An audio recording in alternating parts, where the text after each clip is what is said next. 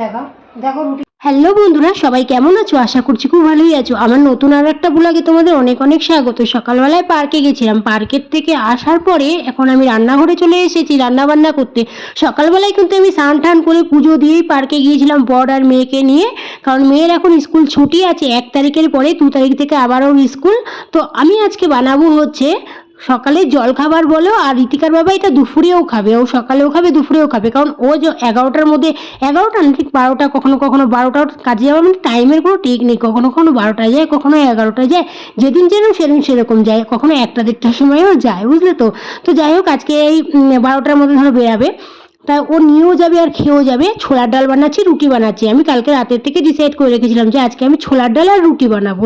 তো ছোলার ডালের রুটিটা খেতে কিন্তু খুব ভালো লাগে, আর রুটির গায়ে কিন্তু ঘি মাখিয়ে দিই, নাহলে পরোটা বানিয়ে দিই ঘি মাখিয়ে একদম। তো আজকে ঘি মাখিয়ে রুটিগুলো বানিয়ে ফেলবো আর ছোলার ডাল বানাবো। ছোলার ডাল রুটি করতে আমার খুব প্রিয়। ছোলার ডালে আলু দেবো বলে ছোটো ছোটো করে আলুগুলো কাটছি, আলুগুলো কিন্তু লাল লাল করে ফ্রাই করে ছোলার ডালে মিক্স করবো। কখনো কখনো কিন্তু লাল নারকেলও আমি ওইভাবে মিক্স করি, কিন্তু নারকেলটা না অত আমাদের ঋতিকার বাবা পছন্দ করে না, আমার আবার খুব পছন্দ। তবুও যে ঘরে নেই তো তার জন্য দিচ্ছি না নারকেলটা।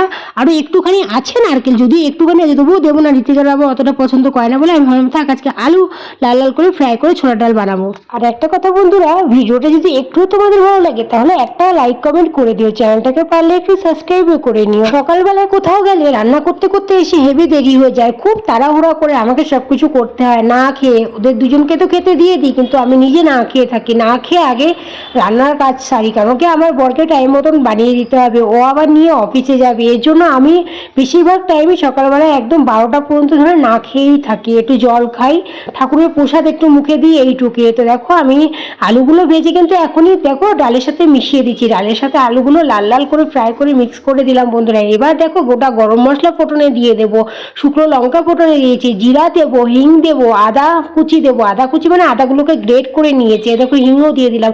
হিং দিলে কিন্তু এই সুন্দর টেস্ট আসে একটা আলাদা। হিঙের ডাল আমার বর খুব পছন্দ করে।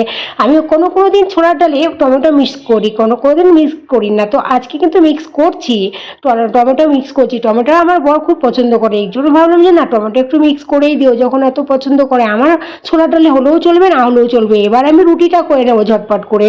তাড়াতাড়ি করে কাজ করতে গেলে যা হয়, আটার মধ্যে ধ্যার করে অনেক জল পড়ে গেছে, তার জন্য আটা মাখাটাও বেশি হয়ে গেছে, পরিমাণে অনেক বেশি রুটি হবে, আর আমার টাইমও বেশিই লাগবে। থালায় যাতে জল না থাকে এই জন্য থালাটা ধুয়ে আগে মুছে ফুছে পরিষ্কার করে নিলাম। আর দেখো আমি রুটিটা কিন্তু কখনো কখনো গ্যাসের উপরেও ছেঁকি, কখনো কখনো তাওয়ায় এইভাবে কিন্তু চেপে চেপে চেপে চেপে কিন্তু রুটি বানাই। আমাদের ঋতিকার বাবা না তাওয়ায় চেপে চেপে রুটি বানানোর বেশি পছন্দ করে, মানে গ্যাসের উপরে ভাজা রুটিটা অত পছন্দ করে না। এই দেখো বাবা মেয়েকে সাদাসাদি করছে যে আয় খা, কিন্তু মেয়ে বলছে না খাবো না, আমি মুড়ি দিয়ে খাবো, মুড়ি দিয়ে। ওই ডাল দিয়ে মুড়ি দিয়ে খাবে, ও রুটি দিয়ে খাবে না, বুঝলে। ওর বাবা অনেকবারই ওকে সবসময় খাইয়ে দেয় ওকে, কিন্তু যখন যেটা খায় না তখন তো খাওয়ানো সম্ভব না। তো এখন রুটিটাকে মেয়েকে খাওয়ানোর জন্য কি বানিয়েছে, মুড়িটার